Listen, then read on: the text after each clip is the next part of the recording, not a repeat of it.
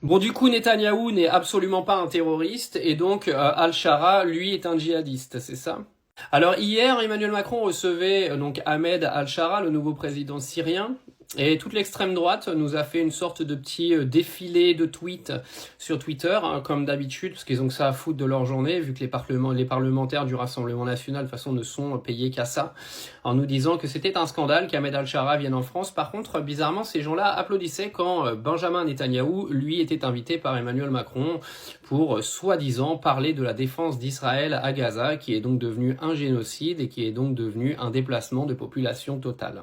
Non, mais il faut savoir un petit peu où vous placez le Rassemblement National, parce qu'en plus, ce que vous reprochez à Al-Shara, c'est exactement ce qu'est votre parti politique. D'accord? Votre parti politique a été fondé sur le nazisme, qui est clairement par des nazis, des gens qui ont tué des juifs, etc. Et vous venez reprocher le passé de Ahmed Al-Shara, ce que je comprends totalement, mais du coup, vous n'êtes pas très cohérent. Parce que si du coup, lui n'a pas le droit de venir en France, vous n'avez pas le droit d'être un parti politique dans notre pays, vu que l'antisémitisme et le nazisme est interdit normalement. Non, mais c'est le problème du Rassemblement National, c'est qu'ils sont jamais cohérents en fait. Ils ont des gens à l'intérieur de leur parti qui sont encore limite des hitlériens, et ça vient faire des leçons de morale. Ça applaudit Benjamin Netanyahou qui est en train de tuer des dizaines de milliers de personnes à Gaza et qui est en train de commettre un génocide, des déplacements de population, qui est en train d'affamer des enfants, etc.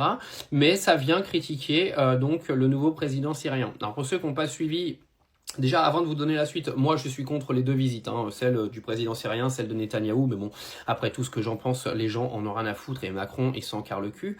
Maintenant, remettons un petit peu l'église au milieu du village. Le président syrien, il est venu parce que il veut faire le beau maintenant en améliorant les relations diplomatiques de la Syrie, principalement avec l'Occident, parce qu'il y a des intérêts économiques de partout. La morale, rien à foutre, le mec est un ancien djihadiste, enfin bref. Faut savoir qu'il a quand même fondé le Front Al-Nosra, qui est une branche d'Al-Qaïda, les amis, oui. Dans un pays comme le nôtre qui a subi je ne sais combien d'attaques terroristes absolument dramatiques, c'est sûr que c'est bien vu. Non, mais au final, on demande juste aux partis politiques français d'avoir un minimum de cohérence. Parce que quand tu es aujourd'hui le représentant de 11 ou 15 millions de personnes, comme vous le voulez, et que vous venez nous sortir que Emmanuel Macron est le pire président de l'histoire, alors que toi, t'es copain avec Benjamin Netanyahou, arrivé à un moment, les gars, juste rangez-vous dans une boîte, scellez vos bouches et fermez vos gueules. Parce que j'ai hâte de voir la gueule des gens qui vont venir dans notre pays si le Rassemblement National prend la tête du pays, moi. Non, parce que le pays de la moralité, vous savez, la France, ce beau pays qui est toujours en train de faire la morale à tout le monde et dire qu'on est meilleur que tout le monde, vous faites sacrément bien rigoler. Alors je vous le répète, moi si vous me demandez, je trouve que la venue d'Ahmed Al-Shara est un scandale, mais celle de Benjamin Netanyahou l'est tout autant, et quand il traverse ton espace aérien alors qu'il est aujourd'hui condamné pour crime de guerre, ça l'est encore plus.